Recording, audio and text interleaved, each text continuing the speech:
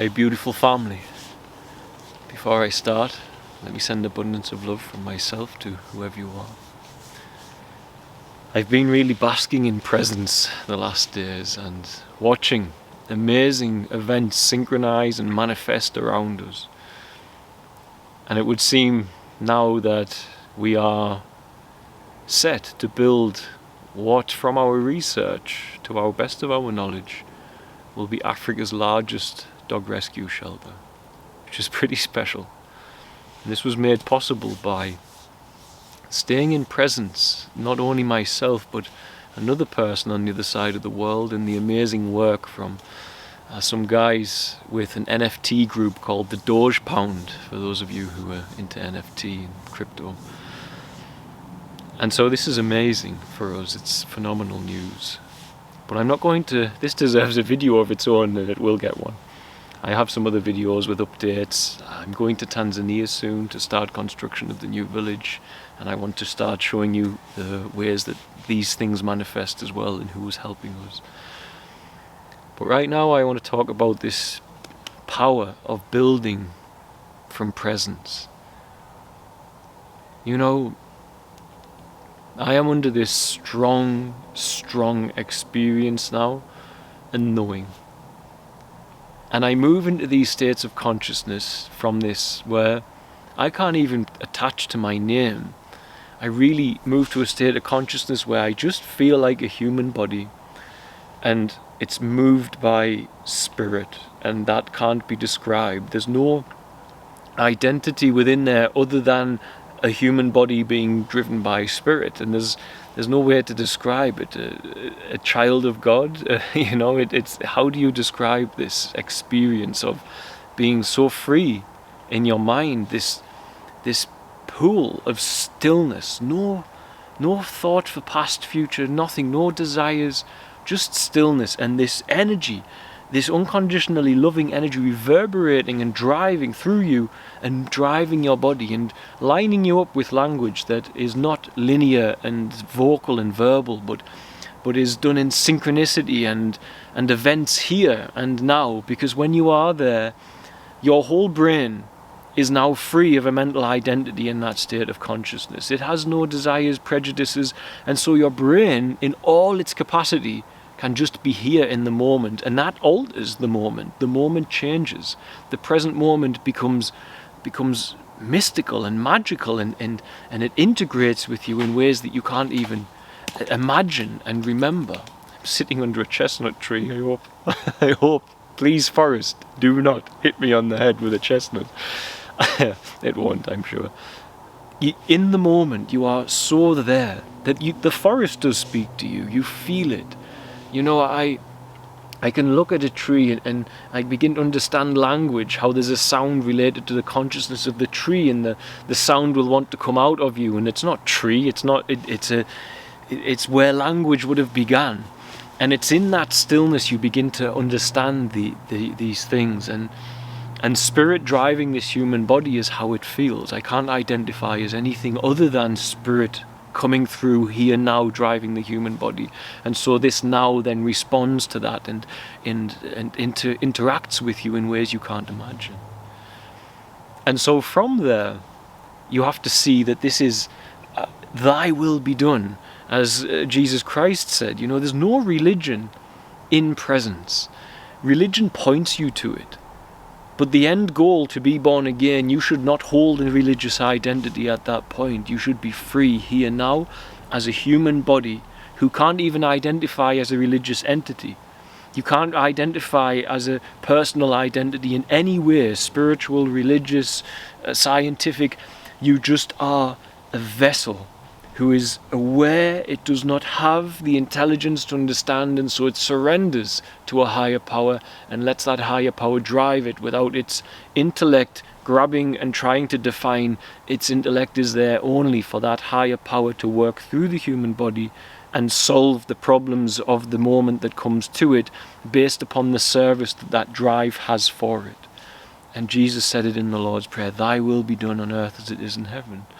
If God's will is supposed to be done here, it's done through mankind. You're his opportunity. Nowhere else is that opportunity present except in other sentient life. The will is coming through humanity.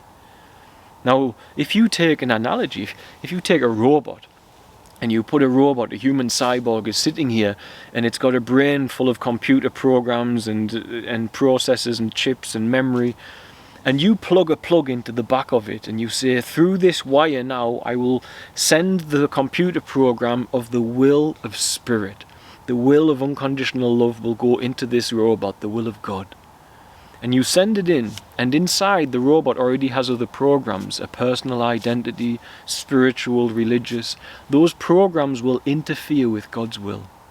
God's will come in as unconditionally loving, and the religious identity might say, if it's too heavily programmed, I can't provide that unconditional love because my other religious program says I shouldn't because you're not of my faith. This is the sort of thing that will happen. Will come in, and your mental identity will say, the unconditional love says, go here and serve me there. And the mental identity is the other program of the robot, and it says, I can't do that because I'm afraid, or what will happen if I do. And so it doesn't trust the program coming in, it interferes with it. And the robot doesn't do the will of God. This is us and the mind of those programs. And so you must empty the programs inside the robot for that program to come in. The robot to wake up in the vitality in the present moment and do the will of God being programmed into it through that cable. I was suddenly just disturbed by so many things. I'm totally went off center. So let me hopefully try to find that space to speak from. Please don't agree with what I say without looking at it yourself. Don't disagree. Look at it. And don't look at it with your opinions, your identity, and look at it with your brain, logically. How can the will of God, the program of God, work through this body with all it? How can it light up all the cells of your brain and your body to do its will in this world, if your body is governed by the will of your personal identity inside your brain, whatever it's clinging to, religion, spirituality, science, nationality, whatever. Make sure you make space, presence, for that will to be felt and to come through and speak to you through its language of synchronicity here and now. Now, I mentioned in there the second coming of Christ at the beginning. Let's inquire into this together a moment. Let's walk through. What does that look like? He comes, does he teach mankind how to have self-control, to avoid these behaviors that hurt one another, to avoid us taking things from the world to make us feel whole and complete? Does he wave a magic wand and eradicate it from us, temptation and all of these problems, our actions that are selfish, harming one another? Does he then wave a magic wand and we just become amnesic of it? And so, like robots, we're totally reset in that way. Well, I would say that surely it makes no sense to come and zap us, because then how does humanity learn from that? I would say it must be that we are taught ourselves, otherwise what's the use? Taught ourselves to have dominion over this, not to be having amnesia that it even exists, but dominion. And here's the thing, that when you reach this state of consciousness, this present moment awareness, there is dominion. It starts there. You feel it. I can't explain this, but it's hard to explain this. Now, it's hard to explain this, but when you enter that state of consciousness where you have no mental identity present, where you feel you can only identify as a human body filled with spirit and its will. When you reach there, you're still. There's no desire for the self, for the identity. There's no memory. There's no anticipation. You're just there. It's phenomenal. You're just here, now.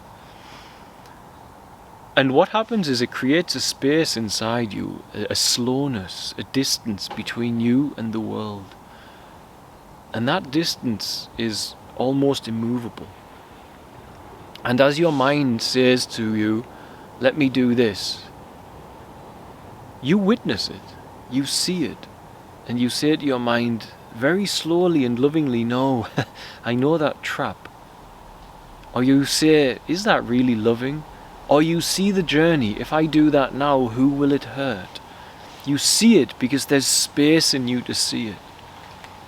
Because you're moving from this emptiness. And that emptiness has full dominion over the mind. You're not wrapped up in the mind and in the body. That space is the peace, the presence that you've always wanted in the mind. Now it's not that you will lose the world fully. You still enjoy being close with your family and enjoying a meal and the taste of your food and being intimate with your loved one. It's still there. It's still vitally important on the human journey. But what happens is, no longer does your mind sit there and feel, because it's always on the move, I'm not comfortable, let me just overeat this food. Let me find some pleasure in the fridge because I'm not feeling comfortable. No, you eat when you are hungry. You make love when the spontaneous energy between you occurs. You don't sit with this discomfort in the body and go, I don't feel peace and joy. Let me manipulate that person to see if I can find it there. Let me watch Netflix for the next 10 hours. Let me put the pornography on. Whatever. Let me take these drugs. Let me get slaughtered at the bar. And whatever's happening, where there's a gap that makes you reach to the world to make you feel peace. That's the spaciousness stops it. You see it. You can see it because you've got your brain available to see it as spirit's working around you and having your heart open.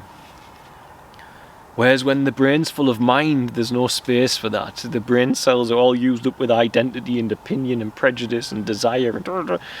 When that's all surrendered because you just feel content, the brain, you can use it. And spirit can use it, and you can say, no, I'm not going to do that. And you catch your mind trying to make you do these things.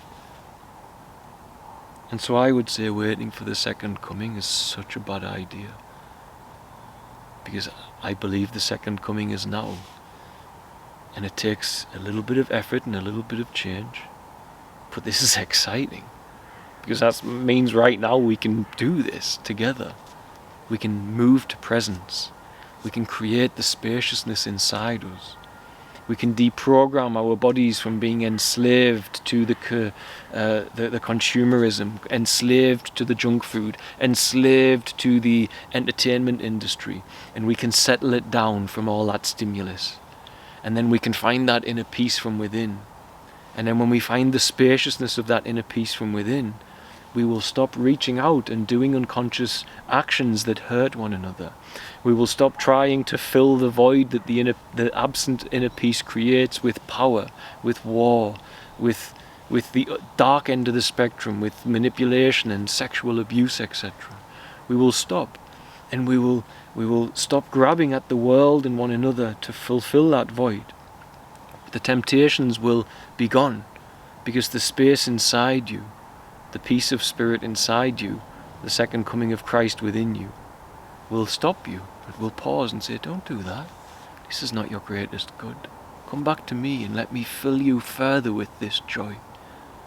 And as you come back and fill with that joy, eventually you get so full that you want to share it and build it in the world. You want to end suffering in the world. You want to lift others up. And so I think waiting for a man to come and do it for us is a dreadful idea. Woe to the lawgivers, they take away the keys to the kingdom, for they do not enter within. The kingdom of God, many will look for it, but the kingdom is within you, as Jesus said, lo here, lo here. It's in. And so the second coming of Christ is not a man, it's presence. It's a state of consciousness every human being can achieve. But we are too arrogant and wrapped up in our mental identities, even religious ones, to surrender that and become unable to identify as anything but a human body that is filled with the vitality, the presence, and the will of the Spirit of God, of the present moment awareness, of the unconditional love that's at the core of it all. The second coming's here. It's in you. It's in you, it's in me, it's in everybody. We just have to give up the mental identity. Surrender. Stop trying to control. And you will see it yourself. Don't take my word for it. Don't believe me. Don't disagree with me if you haven't tried it.